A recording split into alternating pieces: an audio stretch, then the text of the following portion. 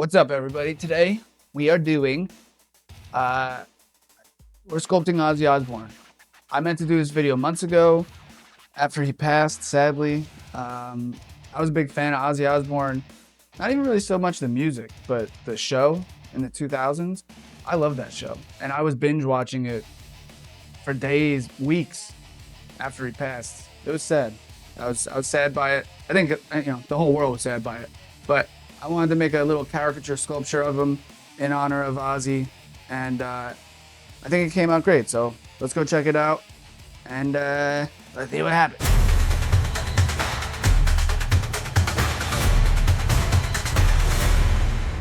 Okay, here we go. I'm starting with an armature and Sculpey Ultralight as a base layer, so it's not too heavy. I'm gonna make this pretty big with a big head, caricature style. And then I'm using Sculpey Firm. That's my go-to for more detailed, or I don't know. I just like using Sculpey Firm. Whatever.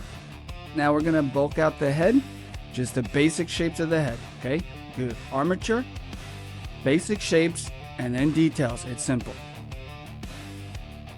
I was watching the Osbournes, binge watching it because Ozzy died, and that's when I started making this. That's how old this video is. It just inspired me to do it. I was really sad that he passed.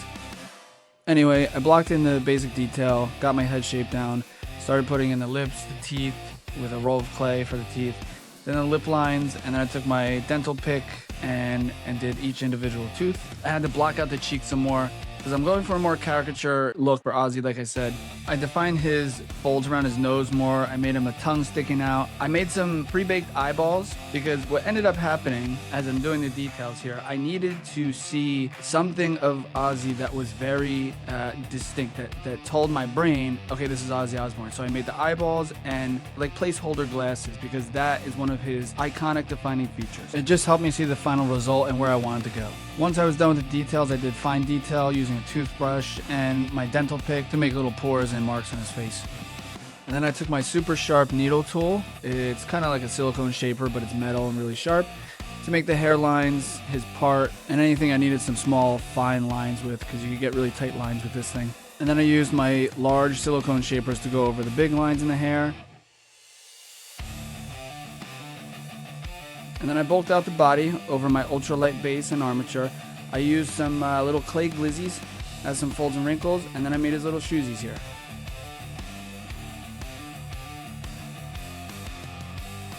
Stuck them on the base, and then I used my cleaner sheet, like you've seen in other videos maybe, to go over the folds and wrinkles to clean everything up.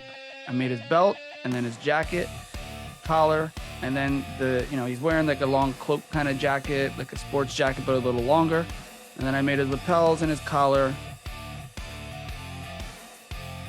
And then I moved on to his hands, which, holy Lord, his hands were so hard to do because I was trying to get a very specific hand gesture that he does. He walks around, I guess from the Parkinson's and maybe some extracurricular activities.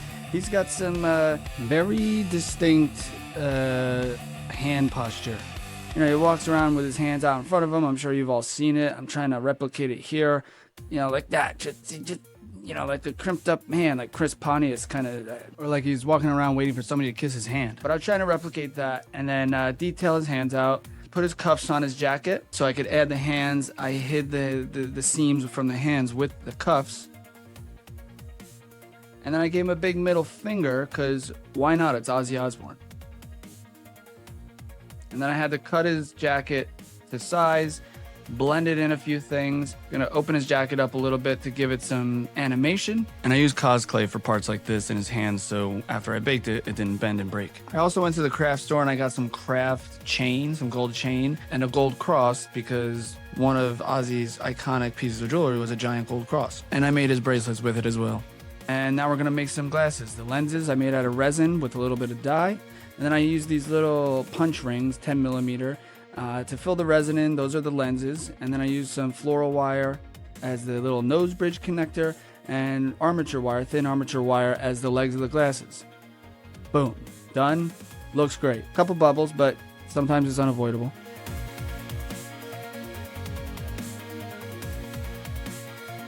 Next, I took those pre-baked eyeballs and these cutouts that I got from Etsy. I'll try to find the seller for you. And I dipped them in resin in a flexible cabochon mold. It's made out of silicone. And I made some eyeballs. Stuck them in there. And then I'm going to add his necklace, his giant iconic cross necklace. I also made him a couple rings and bracelets. I tried to add some more chains and bracelets and rings and whatnot, but it was just too hard because it's so small. And before I baked the body, I sprayed it with alcohol to get rid of the fingerprints. And then when I did bake it, I got a huge crack in the neck because I didn't put an air relief hole right here on his pee-pee or somewhere else I could hide it. Next, I took my blue putty and covered up his skin parts. And then I started airbrushing his body.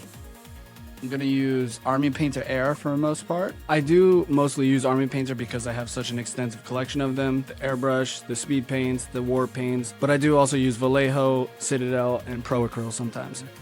And then I started on his jacket. This is a pretty simple paint job. It's mostly black, so it's a little difficult. You got to do a couple tricks to make the parts stand out. Sorry, I had to burp again.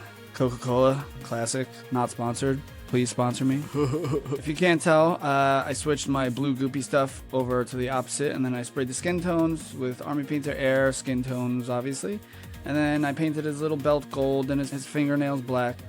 And then to do his tattoos on his knuckles and his right hand, I took a fine point Sharpie and just drew them in, and I kind of went over them a little bit with a fine point brush with some black paint, but it was a little difficult to do just with a paintbrush.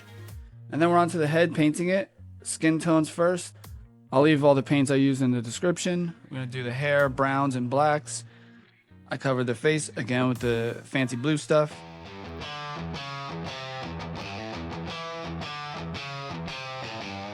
And then I took a white ink and I did a light kind of gradient up so I could do his hair red.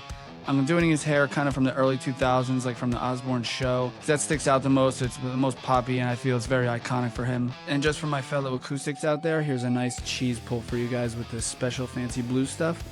That's why I love this. It comes off in one piece. Boom. Okay, pretty much done with the head. Now we're going to do fine details with the airbrush. I'm using my Harder and Steenbeck Infinity, my fave, the GOAT, Excalibur. I'm using some Army Painter speed paints and washes for the eyes, just around the mouth, the basolabial, vaginal folds. What are they called? You know what I mean. You know what I mean. And then I'm gonna do another cheese pull for you guys because I know you guys want it.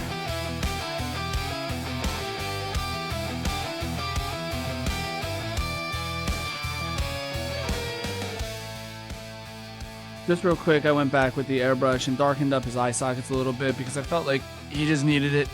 And then I continued on with hand painting. Starting with the lips, just adding a little darker shade of the skin tone with my favorite Citadel brush. And then I went back with a wash later to fill in the cracks and folds. I used mummy robes on the teeth, I know that. It's like an off-white. It's one of my go-tos if I want a white that doesn't blind your eyes. However, Vallejo's deck tan has been growing on me. I have been using that way more. I went back in and painted the eyebrows and then used a wash over it, a little darker wash.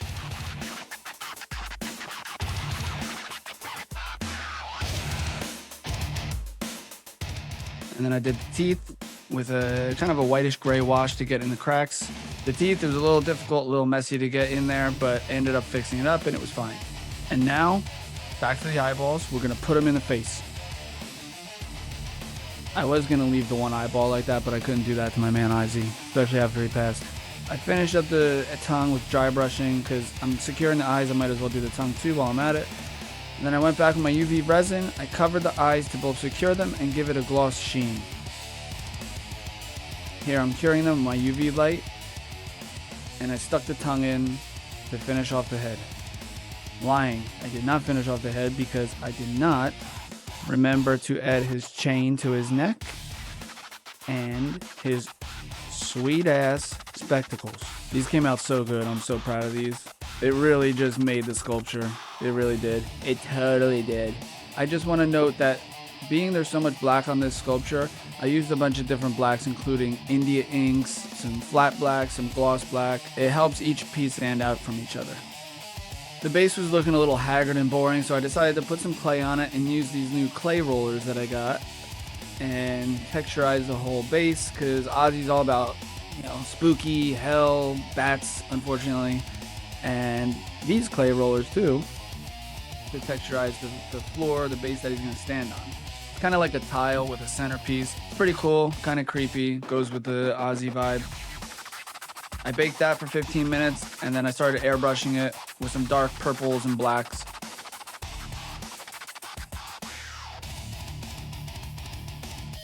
And then I used a small detail brush to fill in the cracks with a really watered down white paint, and then airbrushed over it to kind of get a glow effect, because I'm gonna put a really neon-y kind of orange color over it to get a almost like lava or hellish heat coming through the cracks in the floor.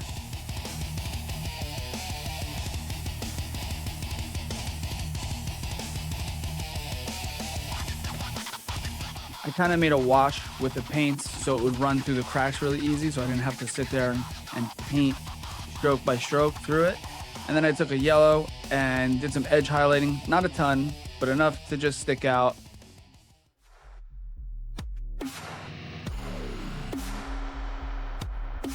And then I went back to the airbrush and used neon orange to make a glow under where Ozzy's gonna stand. And then I 3D printed this Ozzy logo, and that's gonna be, it's kind of gonna be like a trophy badge on the front of the plaque.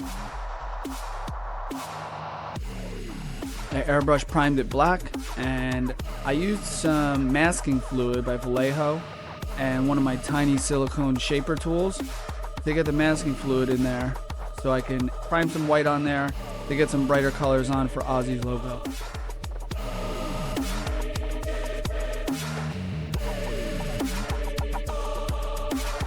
And then I hand painted the logo with some small detail brushes, using some reds, oranges, and yellows.